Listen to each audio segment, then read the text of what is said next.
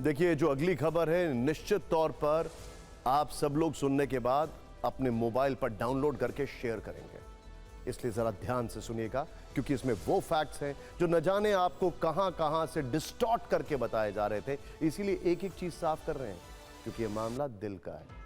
फिक्र में अब आगे बढ़ते हैं और बात करते हैं देश में तेजी से बढ़ते हार्ट अटैक के मामलों की। आपने गौर किया होगा कि कोरोना काल के बाद देश में अचानक होने वाली मौतों की संख्या बढ़ गई थी।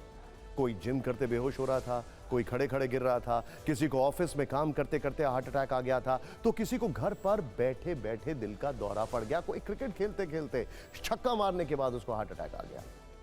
तब ज्यादातर ये आरोप लग रहे थे कि लोगों को लगाई गई कोरोना वैक्सीन की वजह से ऐसा हो रहा था। लेकिन अब Indian council of medical research यानी आईसीएमआर और एम्स की तरफ से नई स्टडी आई है।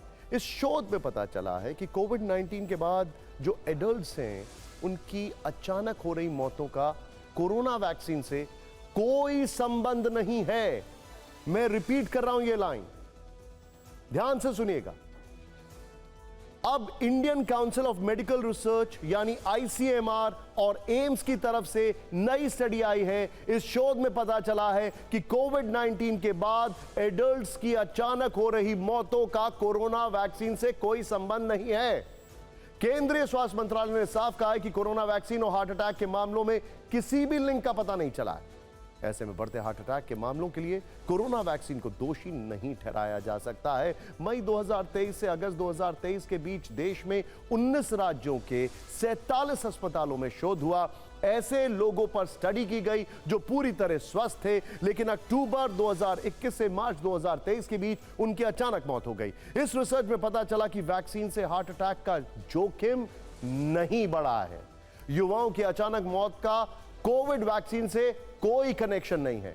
आईसीएमआर और एम्स की स्टडी को तब सार्वजनिक किया गया जब कुछ दिनों पहले ही कर्नाटक के मुख्यमंत्री सिद्धरामैया ने कहा था कि कोरोना वैक्सीन को जल्दबाजी में दी गई मंजूरी और उसके डिस्ट्रीब्यूशन की वजह से युवाओं की अचानक मौत हो रही है।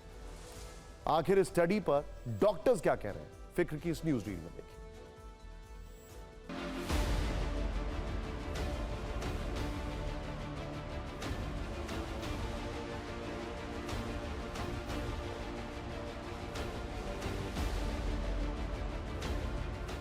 हमने जितने भी करोड़ों वैक्सीन 220 करोड़ के करीब लगभग वैक्सीन्स हमने दिए, और ये मैं कहना चाहूँगी कि वैक्सीन्स ने हमें डेथ्स और हॉस्पिटलाइजेशन से बचाया, जो कि हमारा इम्पॉर्टेंट पर्पस था वैक्सीन का। और हमारे सभी वैक्सीन्स जो हैं, चाहे वो कोविशील्ड था या हमारा कोवैक्स वैक्सीन था, ये सभी इम्पॉर्टेंट प्लेटफॉर्म पे through all stages of trials होके ये बनाए गए थे, और ये बेसिकली सेफ़ हैं।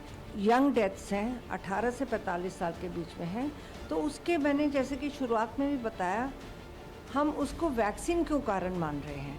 हमारे वैक्सीन जब इन्वेंट हुए बिल्कुल सेफ़ हैं, परंतु आज के बच्चे और आज के युवा और 18 से 45 साल के लोग, पहले की अगर हम बात करें तो वो डायबिटीज़, हाइपरटेंशन या नॉन कम्युनिकेबल डिजीज़ के इतने ज़्यादा शिकार नहीं होते थे। हम बहुत ही